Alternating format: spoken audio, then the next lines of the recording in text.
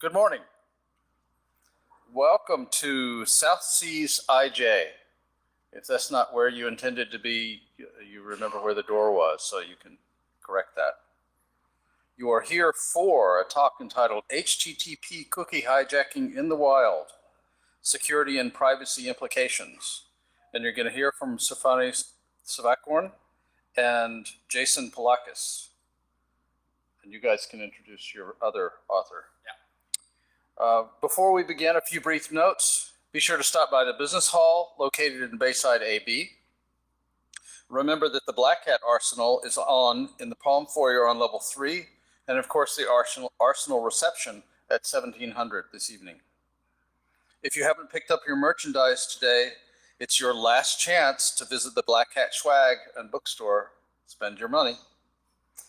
Don't forget to visit the Kali Linux Lab in Mandalay Bay A. And lastly, thank you for putting your phone on vibrate, which is a nice way of saying, please put your phone on vibrate, because it makes it easier for the rest of us to ignore the ringing that won't occur because your phone is on vibrate while you wait for your voicemail to pick it up. When we get to the question part, please do step up to the microphone. The talk is being recorded. That way your question will be recorded and they won't have to repeat the question and spend time doing that. So without further ado, your speakers. Okay. Hi, I'm Jason Polakis. Thanks for attending our talk, even though it's pretty early and there were quite a few parties yesterday. So this work was done jointly with Supani and in collaboration with Professor Angelos Keromitis that is not here today. So a little bit more information about who we are. Supani is a PhD student at Columbia University, entering her 4th year now. And I spent the past 2.5 years as a postdoc there at Columbia, so we've been working together a lot. And I just moved to Chicago as an assistant professor at UIC. So we've worked on various projects of security and privacy interest, but you might have come across our recent briefing at Black Hat AG about our analysis and attacks against Google's reCAPTCHA system. So I'm going to try now and give some, set the tone and the backdrop of the talk we're going to give. So in the past year or so, there's been a massive public debate about the need for encryption, and various entities, of course, have been arguing about the need of introducing secure backdoors in the crypto stuff that we use. Now, of course, a lot of security professionals have been arguing against that for obvious reasons. And at the same time, a lot of security researchers have been demonstrating that it's really hard to get crypto correct in the first place, even without introducing any backdoors and stuff. However, the thing is that even though there are various attacks against SLTLS, it still remains a fundamental tool for protecting our communications. So is this talk going to be about encryption? No, it's not. I'm sorry if that makes any of you sad, but this is going to be more about the lack of encryption. So if we had to give a different title, let's say, to our work, and we imagined it as a story or a fairy tale, I would probably call it Web Services and the Quest for Ubiquitous Encryption. Now, major spoiler, this is unfortunately a very sad tale without a happy ending. Or depending if you're more optimistic than myself, and some stuff that have happened in the past 5-6 days, at the end of the talk, you might feel that we have a partially happy ending. So, a small overview of what we're going to talk about today. So at the beginning, I'm going to give like a high-level description of how some services have HTTP and enforced HTTPS connections. And I'm going to talk about how the unencrypted connections will actually expose various cookies that we can use. And then in the main and most interesting part of the talk, Supani will give you all the nitty-gritty details about the services that we audited, what type of cookie hijacking attacks we did, and all the sensitive information and account functionality that we can access. And finally, I'm going to talk a bit about various mechanisms that have been deployed or are accessible to end users that can actually prevent cookie hijacking. Now, these defenses haven't been designed for that per se, but are ways that can enforce HTTPS, and as a side effect, it can actually prevent these HTTP cookies from being exposed. Now, after I talk about those a bit, I'll also talk about how in practice, for various deployment issues, they actually fail, and we can still see cookies being exposed that we can use for our attacks. So apart from the stuff that we're going to talk about today, the various negative effects of cookies have been explored in the past, of course, and there's been some really interesting work in the past year. So Engelhardt et al. Talked about how third-party cookies that can be found on a large number of websites can lead to powerful adversaries being able to track users at a massive scale. And in a really interesting paper at Usenix Security, they showed that even if we have cookies that are set to secure, a man in the middle could actually inject cookies through an HTTP response, which can lead to very interesting attacks. So I'm sure most of you are aware of what HTTP cookie hijacking is, but I'll give you a simple description of what we see in our paper. So let's consider that we have Bob, who's at his favorite coffee shop, drinking some coffee, acai latte, whatever, I don't know what they drink, and he's doing some work and visiting his favorite websites. Now, unfortunately, since this coffee shop has a free Wi-Fi, everyone can connect to it, and anything that's unencrypted can actually be sniffed by someone. So here comes our happy little hacker who can see the various cookies being transported into the clear text and can actually take them and then contact those same web services and append those cookies. Now, the web service, of course, will use those to identify the user, and thinking that our attacker is actually Bob, it will return a personalized version of this website. And that, of course, can allow the attacker to get access to both very sensitive information as well as protected account functionality. Now, I know what some of you might be thinking. We know HTTP cookie hijacking, we've known about it for years, so why are we talking about it in 2016? So it's true, we've known about it for years, especially in 2010, there was massive publicity with the Firesheep extension that showed how easy it could be to hijack accounts in services like Facebook and Twitter. And of course, all this publicity was really good because it kind of spearheaded a migration to HTTPS and lots of popular services. Now, in a recent study from the SSO Pulse project, they found that out of 140,000 websites that they looked at, approximately 40.5% actually supports HTTPS. Okay, that means it supports it, doesn't mean it has it everywhere on the website. And that's something that's really important for the rest of the talk. So now I'm going to show a simple workflow of how many services tend to enforce encrypted communication. So we have our browser here and the web server for one of the websites that we want to go to. And let's consider an example for Google. So I'll open up my browser. I'll usually just type google.com, press enter. And by default, the browser will assume that it should connect over HTTP. So it's going to issue a GET request. Now, since the server does support HTTPS, it will actually send redirection code and tell the browser that it should connect over HTTPS. Okay, so what's going to happen next is we're going to have our communication over HTTPS. Everything is secure, everything looks fine. However, the problem is that the initial communication, the initial GET request is sent over HTTP. So if the browser finds a cookie for that domain in the cookie jar, we'll actually append it. And that's where the door opens up for us to be able to do these attacks. Now, I don't know if it surprises everyone, but before we started looking at this, in my mind, I always thought that this wouldn't happen, but maybe I just didn't think of it enough. So this is basically one of the interesting parts of how we can attack services that in general, most people consider to have encryption everywhere.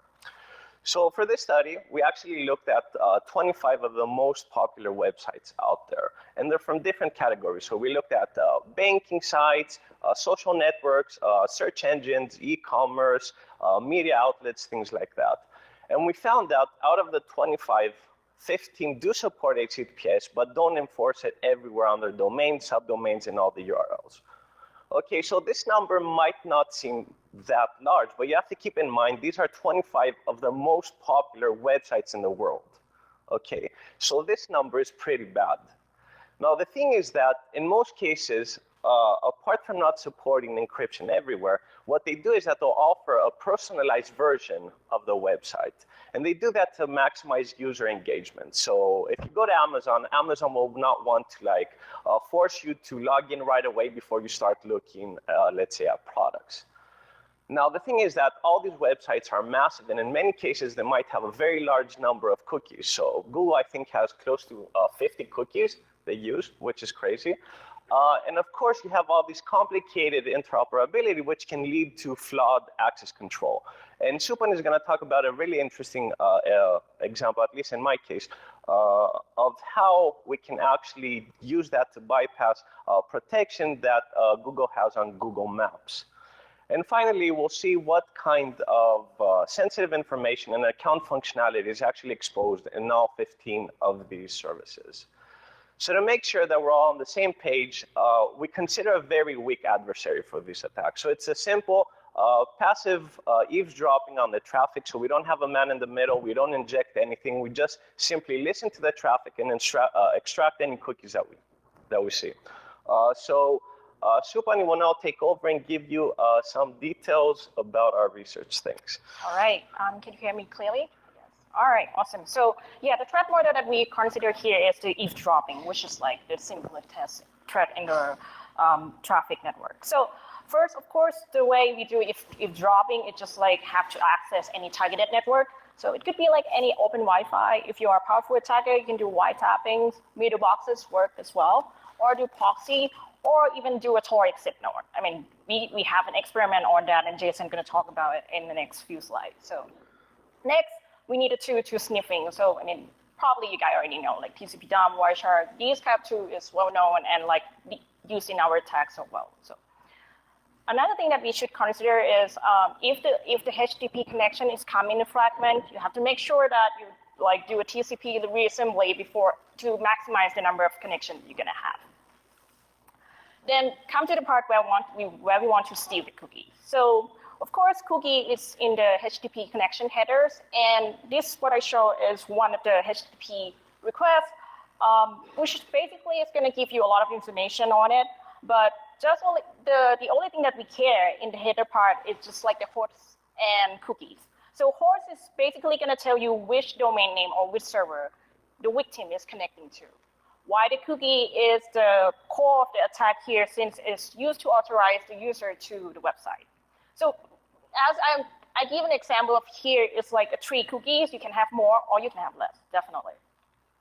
Another thing that you can take advantage of is by looking at the HTTP response, which basically there's like a field called set cookie in the header, where basically it's going to give you the cookies and also like the host name.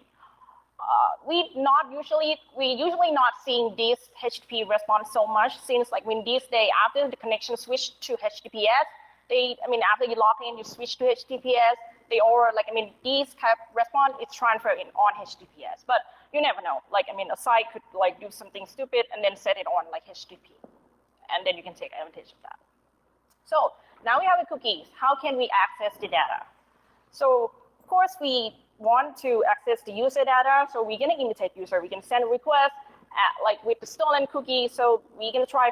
I insist you to try for both HTTP and HTTPS. So the reason is that even if you have just like non-secure cookies, but a lot of cases we found that even if you have non-secure cookie, you send on HTTP, and it gives you different information when you send on HTTPS. So this kind of thing is like reveal a lot of access for in the service that they're not doing it correctly. So we request, and how do we know that we get like a personal information out? So the easiest way is just like, okay, you set a cookie in the browser, you open it up, and then it's like see if there is any, username or something like that. But the better way to do it and faster is like by probably sending 2 requests, one request with cookies and the other without cookie. Then if you see any differences, if the size is differences or any elements, HTML element that different or any text difference, so you can assume that if this difference is on the stolen cookie HTTP request, it could be the case that these could contain some personal information or any personalization that user have. So this thing will give you a rough idea of okay, what kind of element you're looking for. So of course there are a lot of tools already do that for you, like Curve, simple one. If you want to just get the static HTML page out, you can do Selenium, Phantom.js, which is gonna render some active content for you as well. So we already know that. And then After we know it, we identify the HTML element that we're looking for. We can just do like it as like a script and then do it like attack in a real time, like collecting the information that leak it out. So we already, the attack that just show it to you is pretty straightforward, and people know that.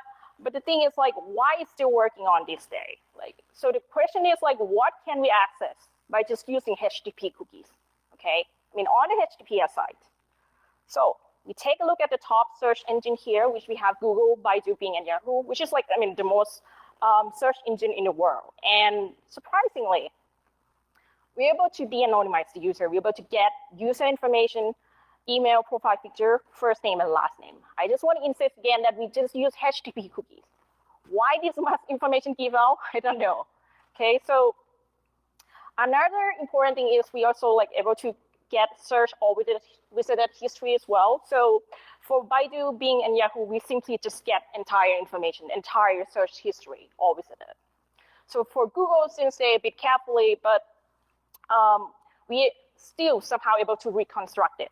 So if attacker have find a keyword or a similar keyword that user have been previously searched before, if there is like a page showing up that user have been visited before, it's going to show the information that, okay, user have been visited this page how many times and on the date, which is like the default setting on Google. So since Google and Baidu, Bing, they all offers like a map services as well. So for Baidu and Bing, we simply just get like all the safe and private location that user have that tie to that account. Okay. For Google, even if we cannot access like HTTP on Google Maps, okay, there are like a flaw in access control that if you search in the search bar of the google.com, like home or work, it will give you like, exact location and also like the map to your home, which is like lead to many physical threat, like, stalking and all kinds of that. Crazy, right?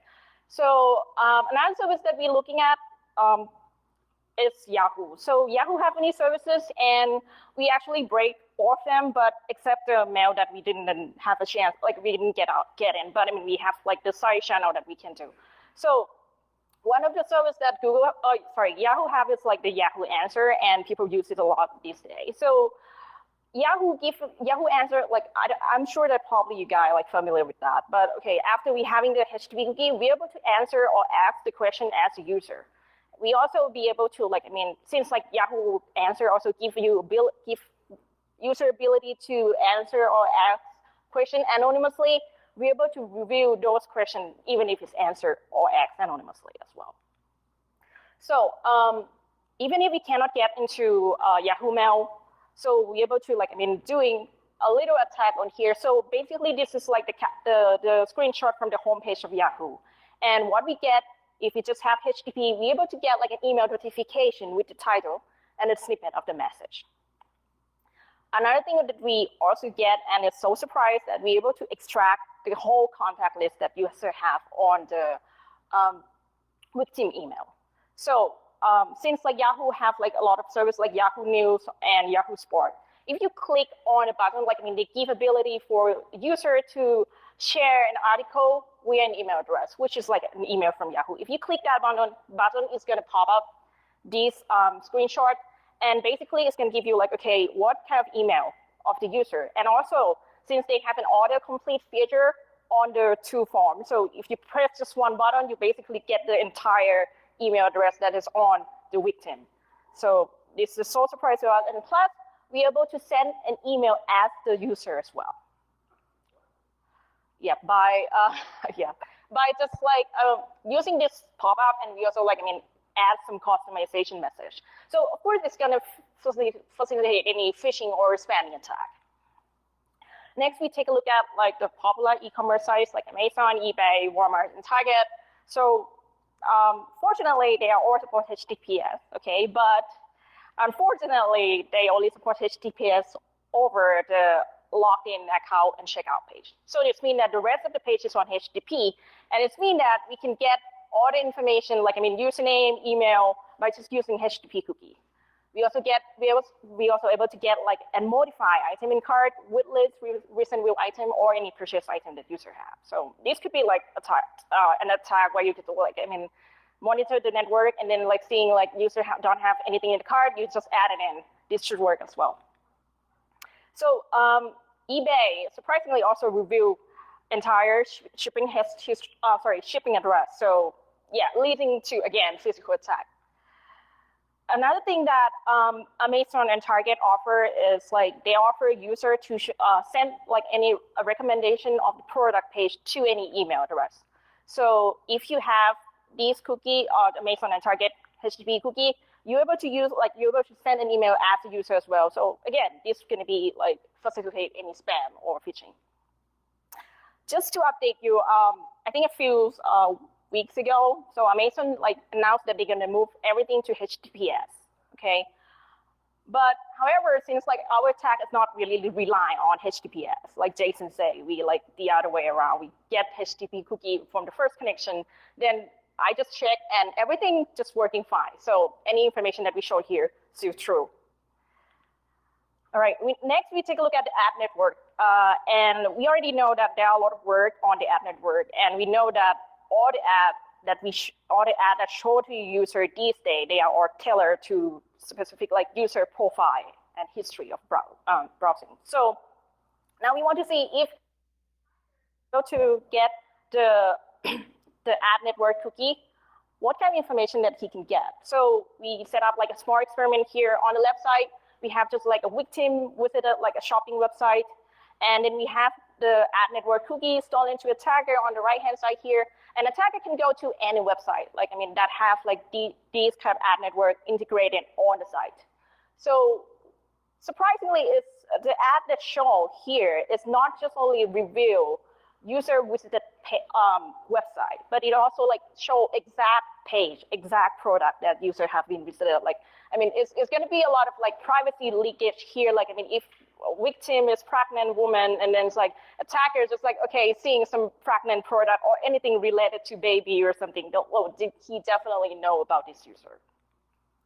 Right, so we actually take a look more, in many services, but since we don't have time to cover that in the presentation, so this table is basically list of the service that we take a look, and we able to get some information out of it, like the way that I described previously. Okay, and the right-hand side is the cookies that you need, okay, to be able to get information that I have shown previously. So usually I'll give you out. Usually it shouldn't, but we trust you guys, so use it ethically. Okay. Please be nice about it. Yeah, please be nice about it.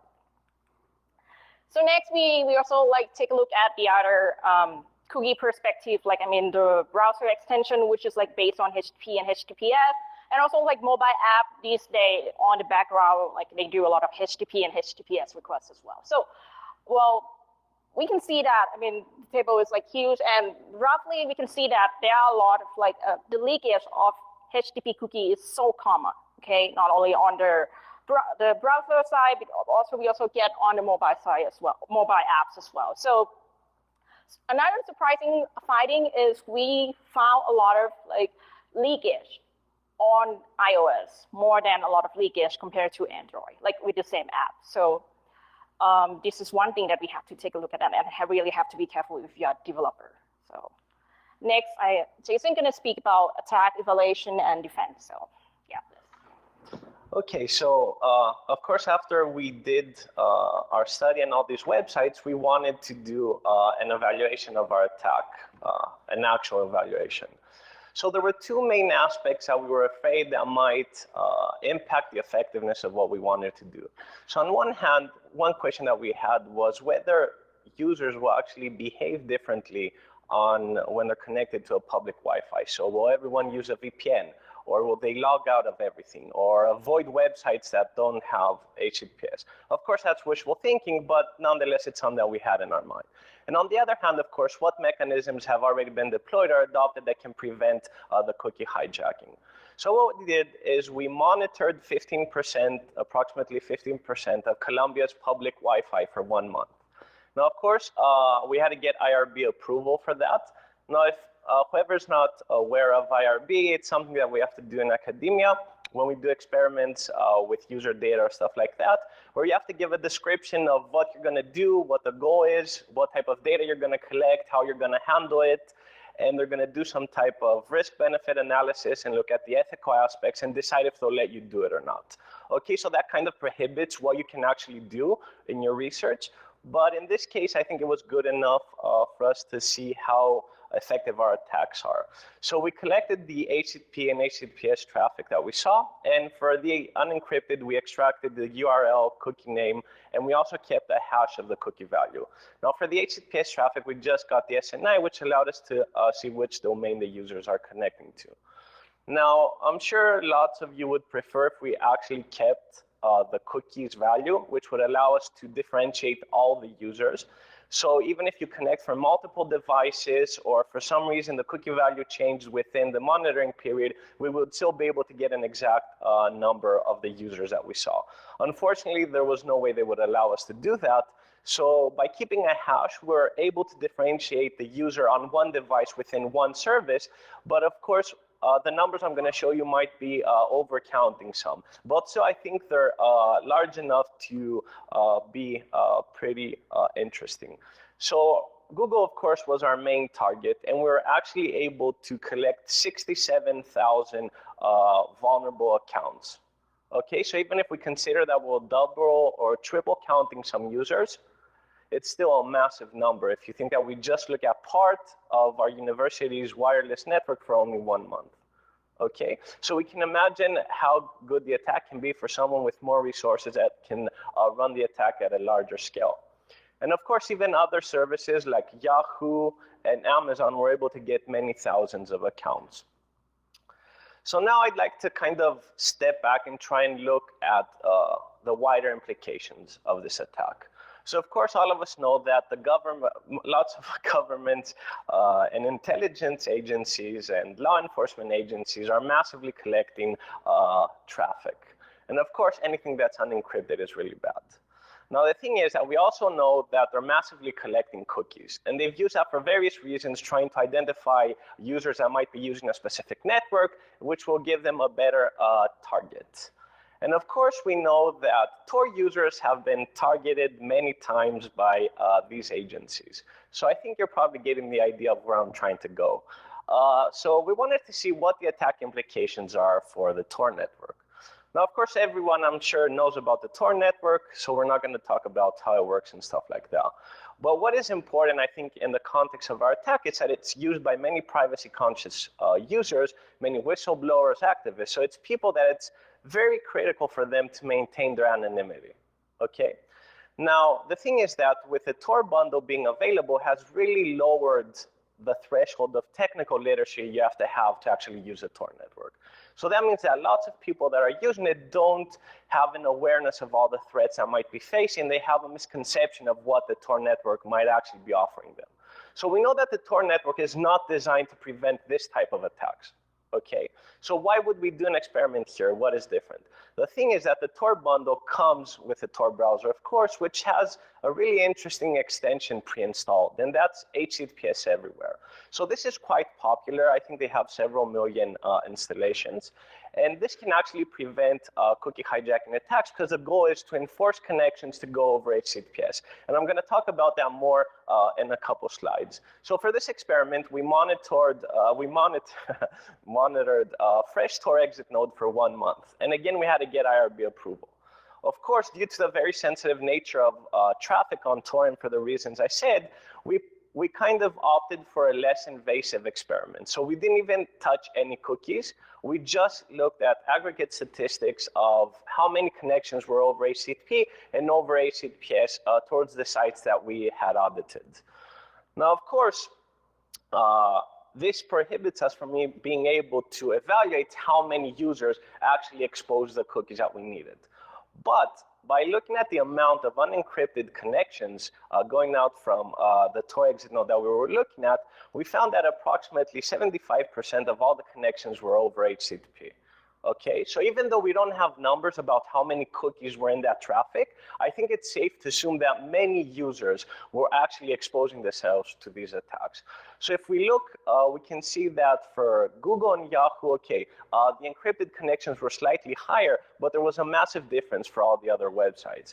And of course, we can see that there's significant traffic for Amazon. So I don't think it makes much sense for someone to go to Amazon without being logged in and having the goal of buying something. So at least in that case, I think most of those HTTP connections would be exposing cookies.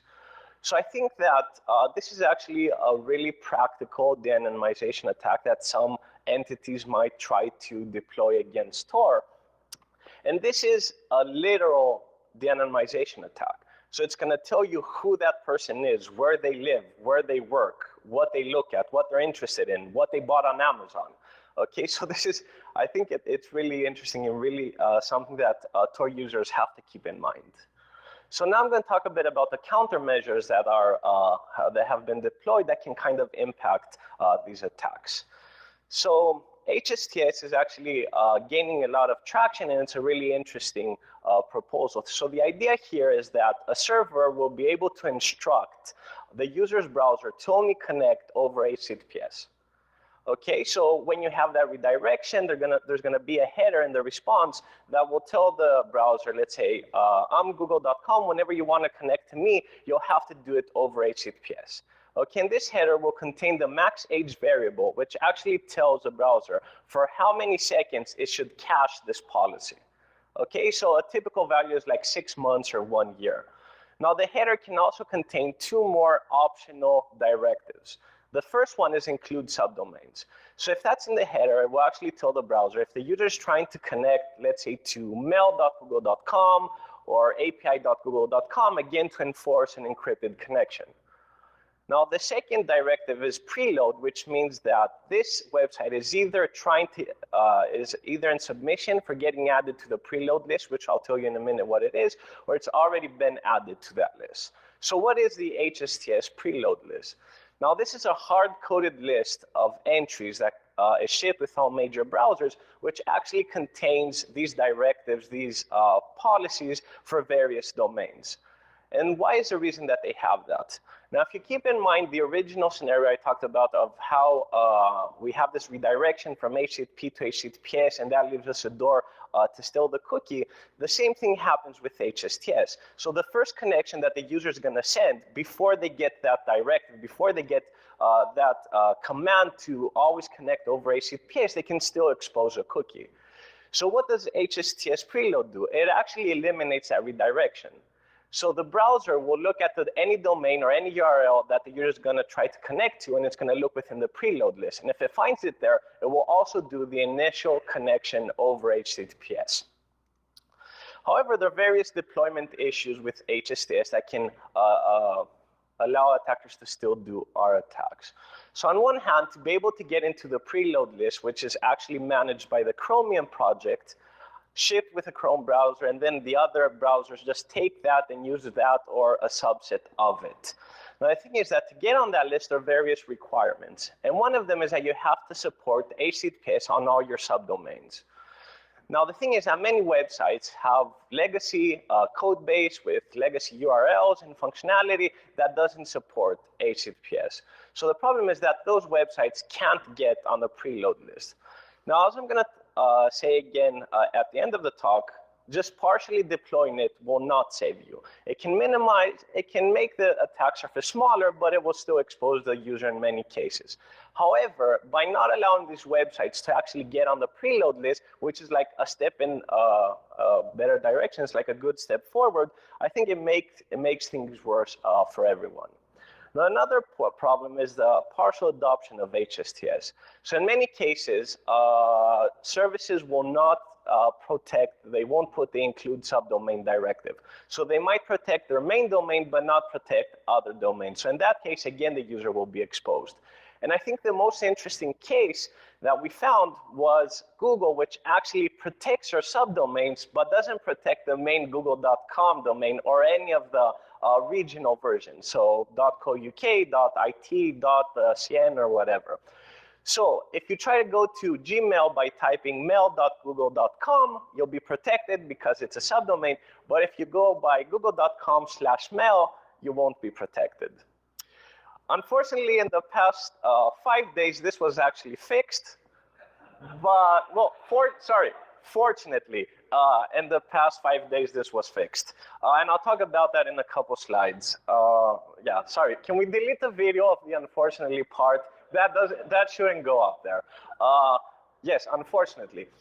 So another problem, there was a really interesting study at NDSS in 2015 where they did a large-scale evaluation of the deployment of HSTS and HSTS preload and certificate pinning, and they found that we're still in a very early state of adoption. So things are getting better, but they still are very, very bad. And of course, in many cases, they found that there were many misconfigurations which actually prevented HSTS from protecting the users. And finally, there have been a couple of talks about attacks against HSTS, but you can look those up by yourself. We don't have time for that.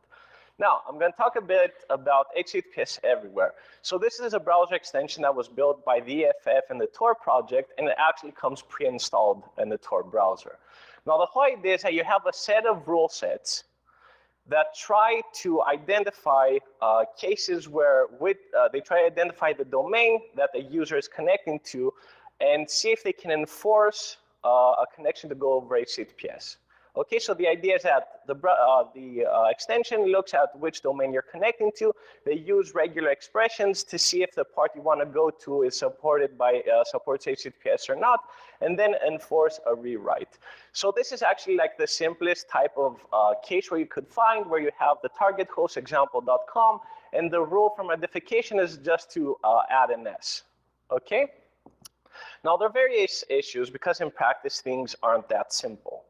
So one of the major problems is that since this is based on a community effort, so you have volunteers manually looking at websites and creating these rule sets. So the thing is that can, of course, lead to human errors. Now, this is some ongoing work that we're doing, so we can't give you more details for now, but you can take our word on it. So another case, of course, is, as I said, not every part of a website will support HTTPS. So in those cases, of course, this extension has to identify them and exclude them from the modification rule. Okay, so we'll have exclusion patterns that will have a regular expression and try to identify the users connecting to something that doesn't support HTTPS. So for example, in Amazon, if you go over HTTPS on a product page, it breaks the functionality of adding the product to your basket. So it pretty much makes the website useless. And of course, another problem is that when you have very large websites, sometimes it becomes far more complicated, even if HTTPS is supported.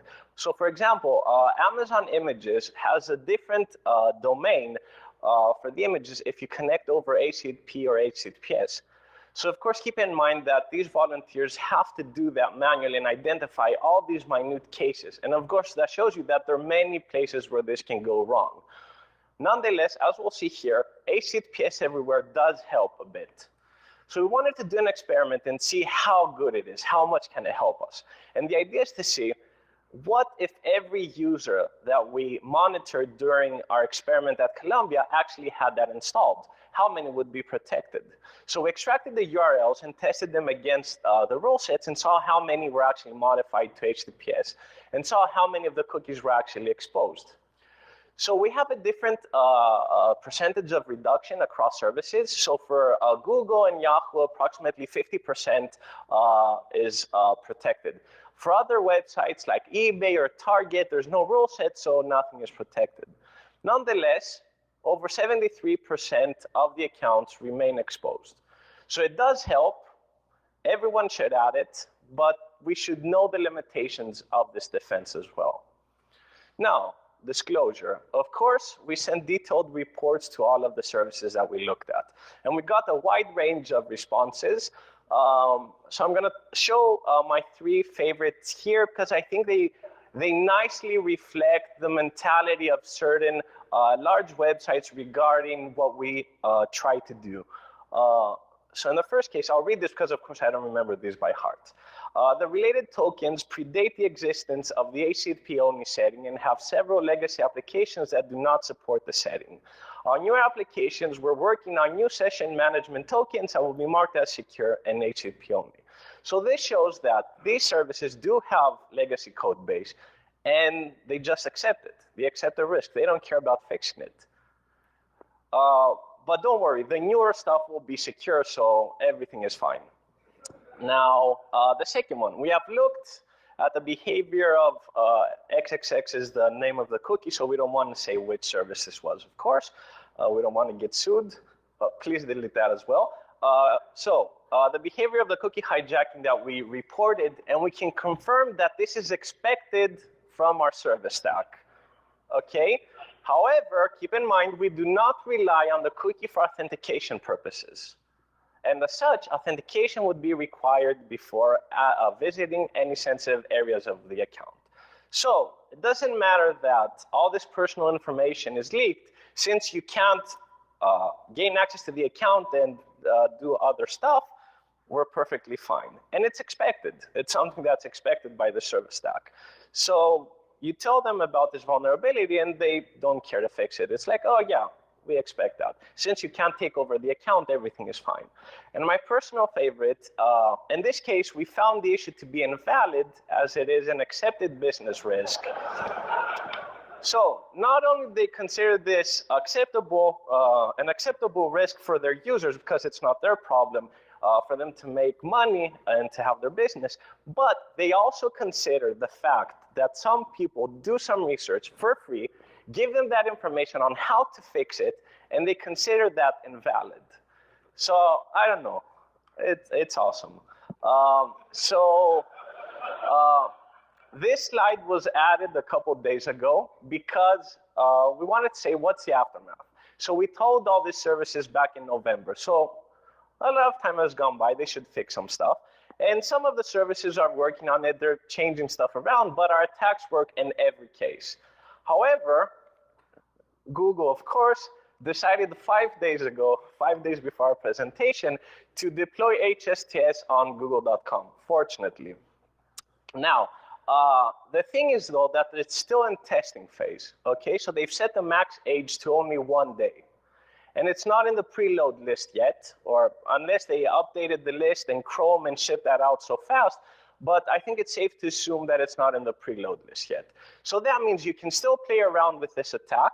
However, I think in some depth of time, this will not be, it won't be doable on google.com. But for now, if you get access to the cookie, we tested it, the attack still works, okay? But it might be more difficult than just a straightforward sniffing at whatever, your favorite coffee shop. So, to conclude some takeaways, which I hope aren't too obvious or too silly, but let's try. So I think one thing that I took away from this is going back to the basics. So let's say if you're a web developer and you're creating this massive website, and you do all the cool protection techniques, so to prevent cross-site scripting and CSRF and tokens and all that, and get overlooked one of the most well-known and simple, straightforward attacks, then it means that you're probably not doing your job that well. And of course, it's only human, okay? These websites have awesome engineers, awesome security teams, no one doubts that.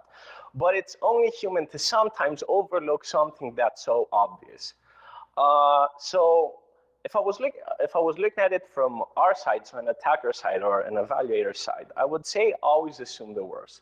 So time and time again, when we look at services that we want to attack and try to identify design flaws or implementation flaws, almost always the initial, most simplistic attack that we can think of, where the first idea is like, there's no way they would do that wrong. There's no way this would work.